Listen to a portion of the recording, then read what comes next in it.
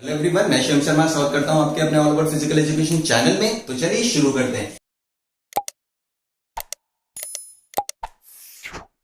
आज हम करने जा रहे हैं क्लास 12 का chapter number 4 CWSN, child with special need, दिव्यांग वाला जो चैप्टर है उसको हम करेंगे। तो चलिए शुरू करते हैं। ये कुछ टॉपिक्स हैं जो बहुत ही इंपॉर्टेंट है एग्जाम पॉइंट ऑफ व्यू से, हम इन सबको कवर करेंगे। ओके, तो जो हमारा पहला टॉपिक बुक में दे रखा है वो है कॉन्सेप्ट ऑफ डिसेबिलिटी और डिसऑर्डर। मतलब डिसेबिलिटी और डिसऑर्डर के कॉन्सेप्ट्स क्या हैं, वो है क्या। तो चलिए जानते हैं। पहला हमारा टॉपिक है डिसेबिलिटी। डिसेबिलिटी एक हमारी वो कंडीशन है या हम उसको एम्पावरमेंट भी बोलते हैं। ठीक है, तो इससे पहले एम्पावरमेंट जानते हैं क्या होता है। एम्पावरमेंट एक वो कंडीशन होती है जिसमें किसी भी पर्सन की बॉडी और माइंड अच्छे से वर्क नहीं करता है। समझ आ गया। एम्पावरमेंट क्या होता है, किसी भी पर्सन की बॉडी या माइंड अच्छे से काम नहीं कर रहा है, प्रॉपरली वर्क नहीं कर रहा है, उसको हम एम्पावरमेंट बोलते हैं। ओके, अब बात आते हैं डिसेबिलिटी पे, वापस आते हैं। तो डिसेबिलिटी एक वो कंडीशन है या एम्पावरमेंट है जिसमें किसी भी पर्सन की बॉडी और माइंड अच्छे से वर्क नहीं कर रहा है और वो अपना डे टू डे लाइफ का वर्क अच्छे से नहीं कर पा रहा है। मींस जो उसका रोजमर्रा जिंदगी का काम है वो अच्छे से नहीं कर पाता है। जैसे हम लोग नॉर्मल पर्सन कर लेते हैं वैसे वो नहीं कर पाता है। तो वो चीज हमारी डिसेबिलिटी में आती है। डिसेबिलिटी में हमारी फिजिकल डिसेबिलिटी भी आती है, कॉन्जुगेटिव डिसेबिलिटी भी आती है, इंटेलिजेंस भी आती है और सेंस वाला पार्ट भी आता है। मींस सेंसर ऑर्गन जो हमारे होते हैं वो वाला चीजें भी आती हैं। ओके, तो आई होप आपको डिसेबिलिटी क्लियर हो गया होगा। पर जनरली हम डिसेबिलिटी फिजिकल के लिए बोलते हैं। ओके, तो चलिए अपने सेकंड टॉपिक पे आते हैं, डिसऑर्डर्स। इसके बाद मैं आपको टाइप्स कराऊंगा। अभी पहले डिसऑर्डर जान लेते हैं। डिसऑर्डर एक वो कंडीशन है या इलनेस बोल लीजिए। डिसऑर्डर एक इलनेस है या प्रॉब्लम है जिसमें एक पर्सन की बॉडी और माइंड प्रॉपरली वर्क नहीं करता है। बट हम डिसऑर्डर्स में डील किससे करते हैं, मेंटल प्रॉब्लम से। मींस जिस भी पर्सन का माइंड या नर्वस सिस्टम अच्छे से वर्क नहीं कर रहा है उस पर्सन को हम डिसऑर्डर्स में काउंट करते हैं। ओके, समझ आ गया डिसऑर्डर क्या होता है। बट एक और चीज है, डिसऑर्डर हमारा इनिशियल स्टेज पे अगर हम उसको ठीक करना चाहें तो वो हो सकता है। बट अगर हमने इनिशियल स्टेज पे उसको ठीक नहीं किया तो यही डिसऑर्डर जाके हमारा डिसेबिलिटी में कन्वर्ट हो जाता है। Okay, clear. अब इसका एग्जांपल देता हूं डिसऑर्डर का। लाइक आजकल के टाइम में बच्चों की आंखों में प्रॉब्लम होती है, उनकी आईसाइट वीक हो जाती है। बट अगर इनिशियल स्टेज में उसको ट्रीट नहीं किया गया तो वही कंडीशन डिसेबिलिटी बन जाती है। डिसेबिलिटी बन गई तो क्या बन गया, बच्चा ब्लाइंड भी हो सकता है। Okay, this is the difference between disability and disorders. Okay, अब एक इंपॉर्टेंट बात नॉर्मल समझने के लिए, डिसऑर्डर्स में क्या आते हैं, माइंड से रिलेटेड प्रॉब्लम्स आती हैं ज्यादा। ठीक है, मींस साइकोलॉजिकल प्रॉब्लम्स हो गई या नर्वस सिस्टम वर्क नहीं कर रहा है, तो ये सब चीजें हमारे डिसऑर्डर्स में आती है। तो आपको डिफरेंस समझ आ गया होगा डिसेबिलिटी डिसऑर्डर में क्या होता है। अब चलिए हम डिसेबिलिटी के टाइप जानते हैं। डिसेबिलिटी के हमारे कितने टाइप होते हैं, 3 टाइप होते हैं। पहला हमारा फिजिकल एम्पावरमेंट, दूसरा हमारा कॉन्जुगेटिव लर्निंग और हम डिसेबिलिटी बोल सकते हैं, एम्पावरमेंट बोल सकते हैं, और थर्ड हमारा इंटेलेक्चुअल है। ठीक है, अब बात करते हैं एक एक करके। पहला हमारा फिजिकल एम्पावरमेंट है ना, या डिसेबिलिटी, आपको नाम से ही पता चल रहा होगा क्या है। Physical means physically problem, like कोई बंदा चल नहीं पा रहा, मींस मोबिलिटी की प्रॉब्लम को हम इसमें काउंट करते हैं। लाइक अगर किसी बंदे का अपर लिम्ब मतलब ऊपर की बॉडी या फिर लोअर लिम्ब नीचे की बॉडी काम नहीं कर रही है, those persons are counted physical empowerment या फिजिकल डिसेबिलिटी। एग्जाम्पल के तौर पे जैसे किसी का एक लेग नहीं है तो वो मूव नहीं कर सकता या अच्छे से प्रॉपरली वर्क नहीं कर सकता, तो दो persons are coming in physical empowerment. Okay, अब आते हैं नेक्स्ट हम कॉन्जुगेटिव लर्निंग में या एम्पावरमेंट। देखिए लर्निंग लिखा है ना, लर्निंग से आप समझ सकते हैं रीडिंग राइटिंग स्किल्स, इन सबसे रिलेटेड ये चीज होगी। ठीक है, तो कॉन्जुगेटिव डिसेबिलिटी या एम्पावरमेंट में वो पर्संस आते हैं जो अच्छे से लिख पढ़ नहीं पाते हैं। मींस अगर उनको कोई चीज बताई जाए तो वो अपने माइंड में स्टोर नहीं कर पाते हैं। कोई भी चीज बताओगे माइंड में स्टोर नहीं कर पाते हैं और बाद में जब उनसे पूछी जाए तो वो चीज प्रोड्यूस नहीं कर पाते, मींस वो चीज बता नहीं पाते हैं। तो दोस्त पर्सन जो इस प्रॉब्लम से सफर कर रहे होते हैं वो आते हैं हमारे कॉन्जुगेटिव डिसेबिलिटी या लर्निंग में। ओके, अब इसके 3 टाइप होते हैं। कितने टाइप होते हैं हमारे कॉन्जुगेटिव के, 3 टाइप होते हैं। कौन कौन से टाइप होते हैं, तो पहला हमारा क्या है, मेमोरी लॉस। मैंने आपको बताया था ना कि अगर कुछ बताओ तो याद नहीं रख पाते, ऐसे ही अगर उन्हें कुछ 15 मिनट पहले 5-10 मिनट पहले कुछ बोला है उन लोगों ने, उनको वो चीज याद नहीं रहती। ठीक है, they are suffering from memory loss. Second हमारा क्या है? सेकेंड हमारा है हाइपर एक्टिविटी। हाइपर एक्टिविटी से आप समझ सकते हैं कि बंदा हाइपर एक्टिव होता है, ठीक है, वो किसी भी एक जगह फोकस नहीं कर पाता है। लाइक देखा होगा क्लास में टीचर पढ़ाता है तो बच्चा बाहर देख रहा होता है या पेन से खेल रहा होता है, एनीथिंग, कोई भी एक्टिविटी में इन्वॉल्व रहता है। हाइपर एक्टिव बहुत सारी एक्टिविटीज करता रहता है पर फोकस नहीं कर पाता किसी भी एक चीज पे, तो उसको हम हाइपर एक्टिव चाइल्ड बोलते हैं। और वो हमारा किसमें आता है? वो हमारा कॉन्जुगेटिव लर्निंग और डिसेबिलिटी में आता है। ओके, अब हमारा आता है थर्ड पार्ट इसका, डिसलेक्सिया। ठीक है, डिसलेक्सिया एक वो प्रॉब्लम है जिसमें एक चाइल्ड में होती है ज्यादातर, ठीक है, और बाय बर्थ भी होती है, जेनेटिक रीजंस भी होते हैं। तो उसमें प्रॉब्लम क्या होती है कि बच्चे की अक्षर मतलब वर्ड्स पहचानने की क्षमता कम होती है, वो वर्ड्स को पहचान नहीं पाता। इसकी वजह से इसकी रीडिंग राइटिंग स्किल्स पूरी बेकार होती हैं, अच्छी नहीं होती हैं। ओके, अब एग्जाम्पल के तौर पे हम नॉर्मल सर ऐसे लिखते हैं ना, पर अगर वो बच्चा लिखेगा तो वो कैसे लिखेगा? वो लिखेगा SIR। ये देखिए R मीन्स सेम लगने वाले अक्षर को वो उल्टा लिख देता है। तो ऐसा कौन करता है? जिनको डिसलेक्सिया की प्रॉब्लम होती है। और डिसलेक्सिया किसमें आता है? डिसलेक्सिया हमारा कॉन्जुगेटिव और लर्निंग डिसेबिलिटी में आता है। ठीक है, मैंने इसके तीनों पार्ट आपको बता दिए। पहला था मेमोरी लॉस, सेकंड था हाइपर एक्टिविटी चाइल्ड या हाइपर एक्टिव चाइल्ड बोल सकते हैं, और थर्ड था हमारा डिसलेक्सिया। एग्जाम्पल के तौर पे तारे ज़मीं पे मूवी सबने देखी है, जो उसमें बच्चों को वो प्रॉब्लम थी वो उसकी थी डिसलेक्सिया वाली प्रॉब्लम थी। वो वर्ड्स को पहचान नहीं पाता था, सिमिलर वर्ड्स के, इसलिए वो पढ़ाई अच्छे से नहीं कर पाता था। ओके, अब हमारा थर्ड टाइप आता है डिसेबिलिटी का, वो गया हमारा इंटेलेक्चुअल डिसेबिलिटी। इंटेलेक्चुअल डिसेबिलिटी वो डिसेबिलिटी होती है जिसमें बच्चे का IQ लेवल या तो 0 हो जाता है या बहुत ही ज्यादा कम हो जाता है। मींस जिसको भी इंटेलेक्चुअल डिसेबिलिटी है या एम्पावरमेंट है, उसको अगर आप कोई काम देंगे, ठीक है, और बोलेंगे कि आप इसमें अपने कुछ आइडियाज दीजिए, तो वो सोच नहीं सकता, नए आइडियाज नहीं क्रिएट कर सकता, उसकी थॉट प्रोसेस बंद हो जाती है। ठीक है, thinking capacity, new idea generating capacity खत्म हो जाती है। तो ये हमारा किसमें आता है? ये हमारा इंटेलेक्चुअल डिसेबिलिटी में आता है। ओके, तो डिसेबिलिटी बता दिया, डिसेबिलिटी के तीनों टाइप्स बता दिए मैंने आपको। तो चलिए अब आते हैं डिसऑर्डर्स पे। डिसऑर्डर मैंने आपको बता दिया था क्या होता है। अब इसके टाइप्स कितने होते हैं? डिसऑर्डर के 5 टाइप होते हैं। कितने होते हैं? 5 टाइप। मैंने लिख रखे हैं, आप देख सकते हैं। हमारा पहला डिसऑर्डर क्या है? पहला डिसऑर्डर है हमारा attention deficient hyper active disorder. ठीक है, इसको हम ADHD भी बोलते हैं। ओके, अब बात करते हैं। देखिए, सबसे पहली बात इसमें क्या आ गया? हाइपर एक्टिविटी आ गया ना। मींस बच्चा हाइपर एक्टिव है, बहुत सारे काम करता है, कंसंट्रेशन नहीं कर पाता। टेंशन का भी मतलब कंसंट्रेशन ही होता है।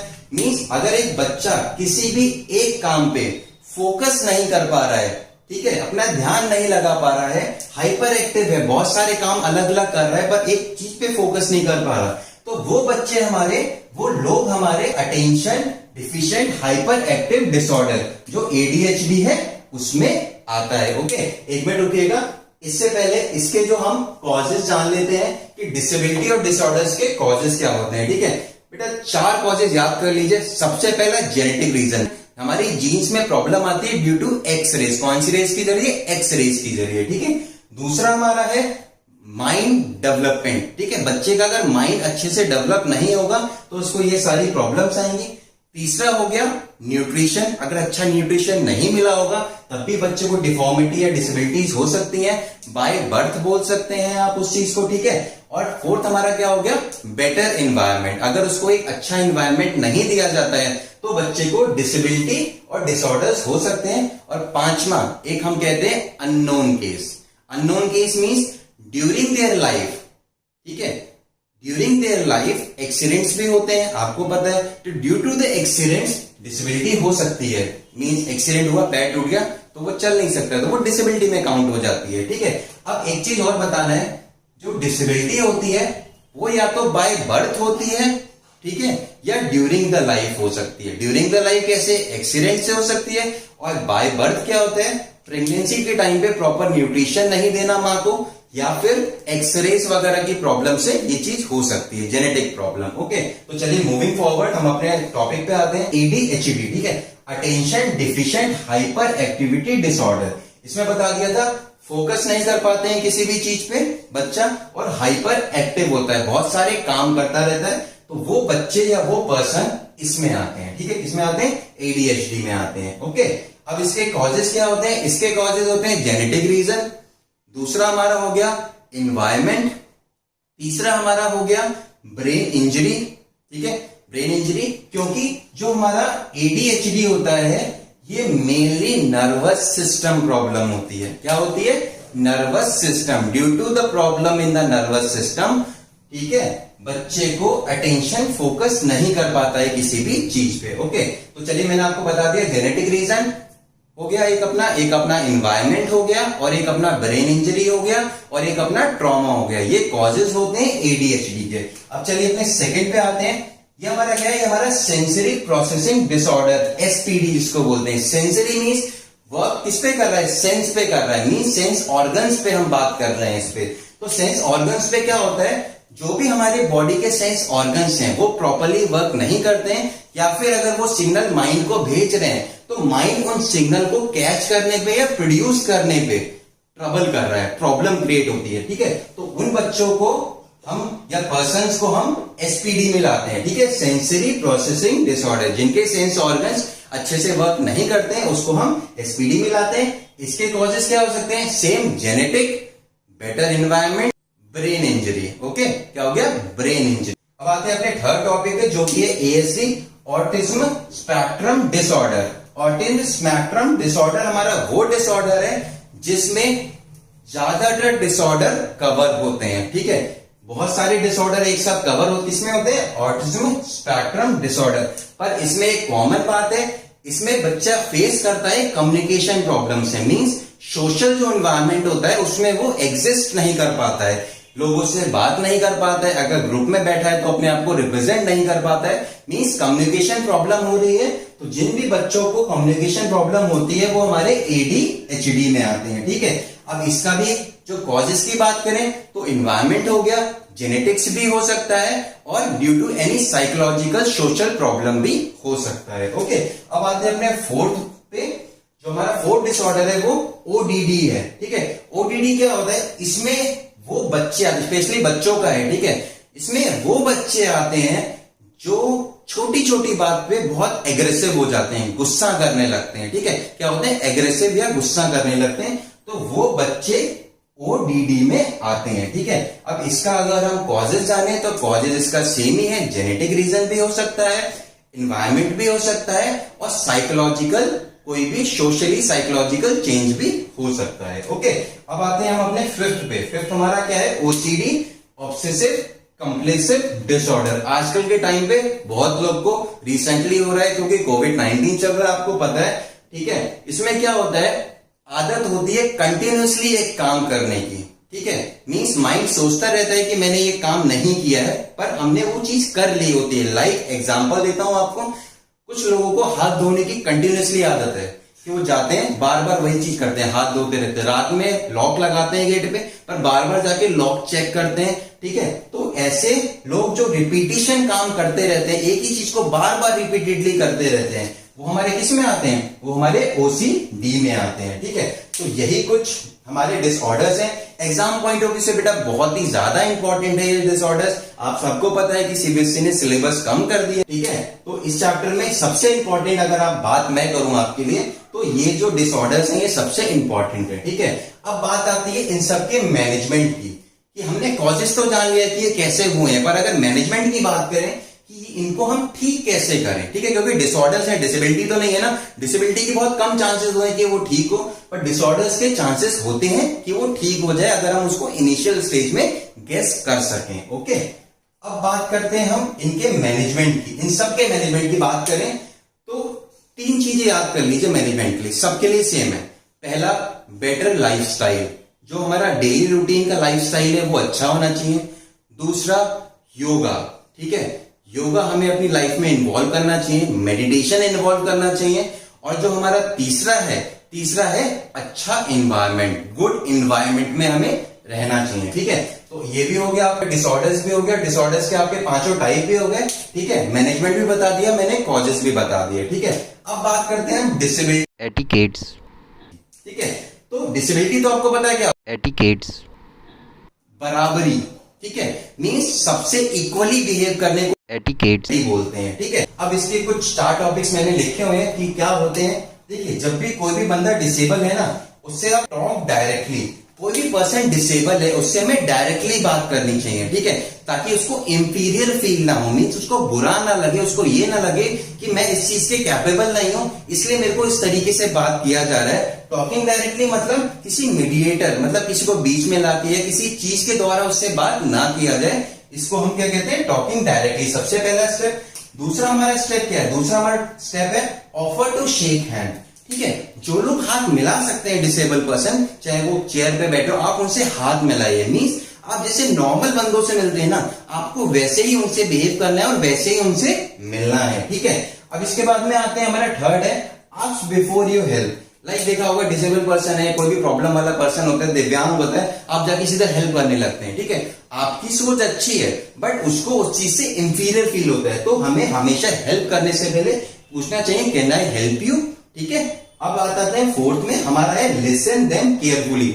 जब भी वो कुछ बोलते हैं, क्योंकि जनरली वो कम बोलते हैं क्योंकि उनको लगता है कि उनकी बात सुनी नहीं जाएगी। ठीक है, पर जब भी वो बोलते हैं उनकी बातों को आपको केयरफुली सुनना चाहिए, बहुत ही अच्छे से सुनना चाहिए, ताकि उनको इंफीरियर फील ना हो या वो डीमोटिवेट ना हो। ठीक है, तो यही कुछ 4 टाइप हैं और बहुत सारे भी हो सकते हैं, आप अपने मन से लिख सकते हैं। अब इस चैप्टर में बस इतना ही टॉपिक था। एक लास्ट टॉपिक है हमारा strategies to make physical activity for दिव्यांग या CWSN। मीन्स जो कैसी स्ट्रेटेजीज बनाए या कैसे फिजिकली एक्टिव बनाए बच्चों को, या हम कैसे गेम्स बनाए उनके लिए ताकि वो उसमें पार्टिसिपेट कर सकें। पार्टिसिपेट करना क्यों? ताकि वो फिट रहे और मोटिवेट रहे। तो हम पहले बात करते हैं, तो हम सबसे पहला स्टेप क्या कर सकते हैं, हम सारे दिव्यांग जो भी बच्चे जिनके लिए हम वो बना रहे हैं उनका एक मेडिकल टेस्ट कंडक्ट कराएंगे। मेडिकल टेस्ट से क्या होता है, उससे हमें पता लगता है कि हम उनके साथ क्या क्या गेम कर सकते हैं, वो किस किस गेम में कैपेबल हैं। ओके, सेकेंड स्टेप क्या हो गया, उनका इंटरेस्ट जानना। ठीक है, नोइंग देयर इंटरेस्ट, उनका इंटरेस्ट जानना कि इस गेम में है तो हम उनको उस गेम में खिलाते हैं। और जो थर्ड स्टेप है, जिस गेम का हमें पता लगा चाहे इस बच्चे का ये गेम है, ठीक है, तो उस गेम के रूल्स एंड रेगुलेशंस को इजी कर देना। मींस थर्ड स्टेप क्या है, make rules and regulation of that game easy, ताकि उन लोग को खेलने में आसानी हो। लाइक क्रिकेट में हम ओवर आर्म बॉल कराते हैं ना, पर अगर हम अंडर आर्म करा देंगे तो कोई प्रॉब्लम तो नहीं है ना, वो लोग खेल सकते हैं और उनको इंटरेस्ट होगा, वो मोटिवेट होते हैं। तो यही कुछ स्ट्रेटेजीज होती हैं टू मेकिंग फिजिकल एक्टिविटीज और अ गेम टू अ दिव्यांग चाइल्ड। ठीक है, मैंने आपको सब बता दिया है। बाकी अगर आपको कोई भी डाउट हो आप प्लीज कमेंट बॉक्स में लिखिएगा। बाकी प्लीज अगर आपको वीडियो अच्छी लग रही है तो लाइक एंड सब्सक्राइब करना मत भूलिएगा। जय हिंद, जय भारत।